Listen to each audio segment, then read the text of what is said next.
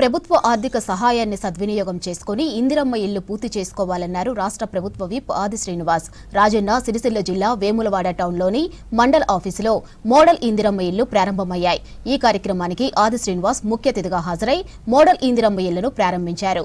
Vemulawada rural మండల పరిధిలోని 29 కళ్యాణి లక్ష్మి చెక్కులను లబ్ధిదారులకు పంపిణీ చేశారు.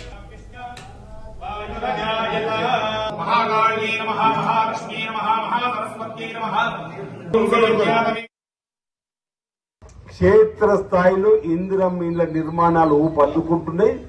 పేదవారి సొంతింటి కల నిజమైతుంది. ఆ ఇంటి నిర్మాణం పూర్తయిన తర్వాత మా చేతుల మీదుగా ప్రారంభం చేయబడి మనం పోయినప్పుడు భావోద్వేగంతో వాళ్ళ కన్నీళ్లతో ఆనంద బాష్పాలతో ఏమంటున్నారు, ఈ ప్రభుత్వం చల్లగా ఉండాలి, మళ్లీ రావాలి ఇలాంటి ఇందిరమ్మ రాజ్యం అని చెప్పి ప్రజలు దీవెనలు అందిస్తున్నటువంటి సందర్భంలో ఇక్కడ మనం పేదలకు 400 స్క్వేర్ ఫీట్లలో 5 లక్షల రూపాయలతో నిర్మాణం జరిగి తీరుద్ది, ఈ విధంగా నిర్మాణం చేయొచ్చు అని చెప్పని ప్రతి మండలంలో ఒకటి ఈరోజు చేసుకొని రుద్రంగి, చందుర్తి, ఇక్కడ వేములవాడ, కోనరాపేట ఈ విధంగా పేదలకు ఉపయోగపడేటువంటి ఇండ్ల నిర్మాణం చేస్తుంటే ఈరోజు 5 లక్షల రూపాయలు ఇస్తున్నాం పేదవాళ్ళకు.